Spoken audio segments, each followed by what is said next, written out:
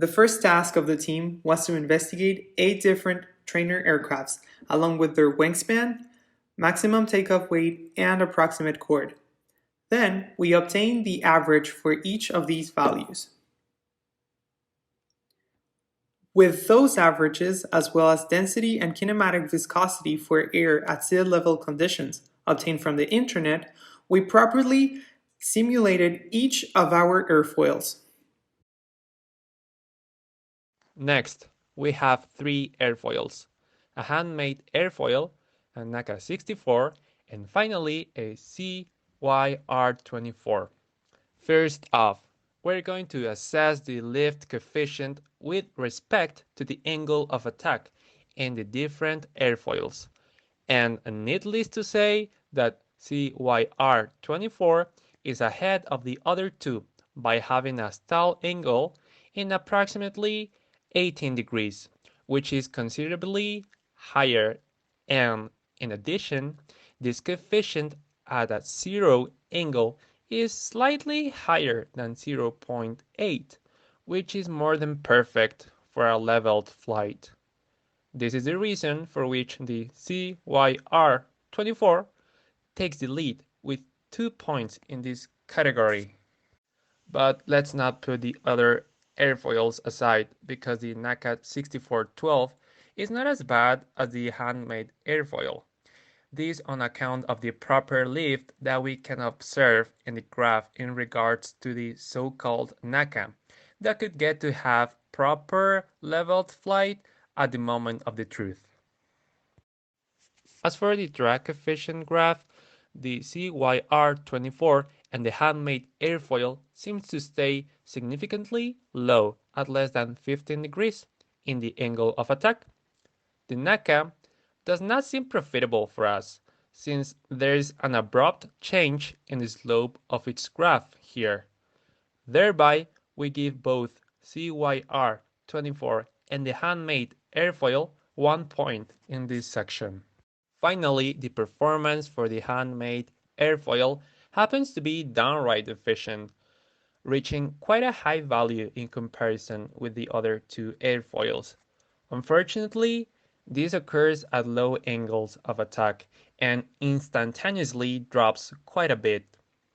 As far as the CYR24, we can see a powerful ratio up until the 10 degrees, which obviously is a great point for this airfoil, starting off with an elevated ratio from the very start point of the chart.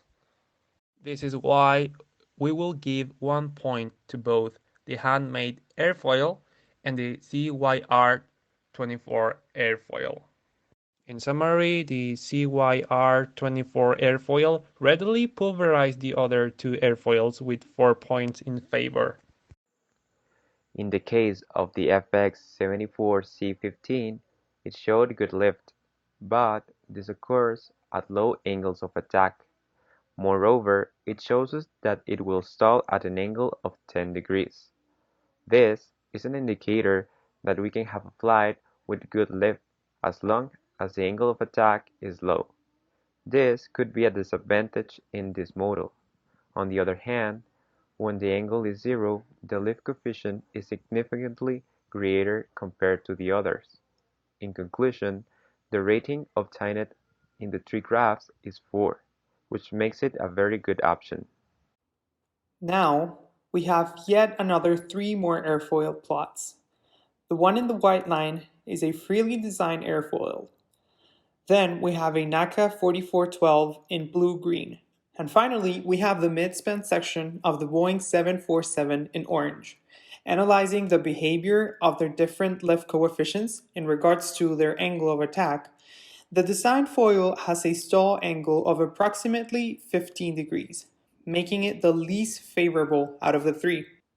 The other two, the NACA 4412 and Boeing 747, seem to have a similar stall angle at approximately 18 degrees.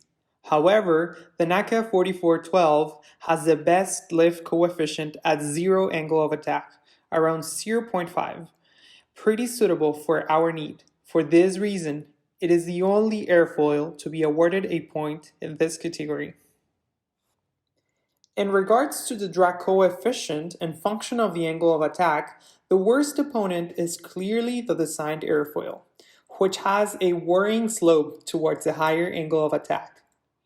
The other two seem to have a similar line, but the clear winner is, at first sight, the Boeing 737. However, since the NACA has a good drag coefficient at low angle of attack, they will both be awarded 1 point for this category.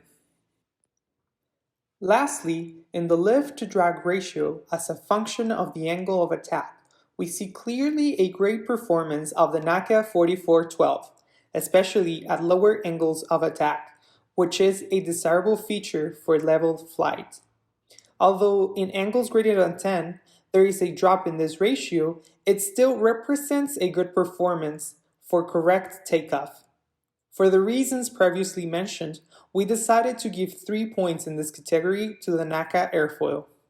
We ended up with a clear winner, a 5-point score for NACA 4412. To conclude, we have the NACA 4424, which has a great advantage in both the lift coefficient and the drag coefficient. In addition, the performance shown by the model has been outstanding, which gives it a clear advantage over the other models. Then, we have the stall angle is 18 degrees. Finally, the lift coefficient when the angle is 0 is 0.5, so we can conclude that the NACA 4424 is positioned as the best.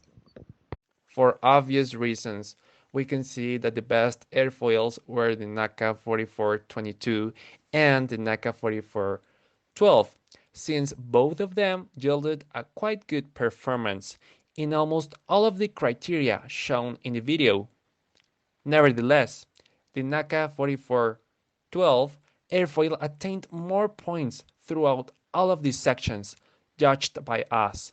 Therefore, the team decided to go for the NACA 4412 since it would be a better option for our trainer aircraft.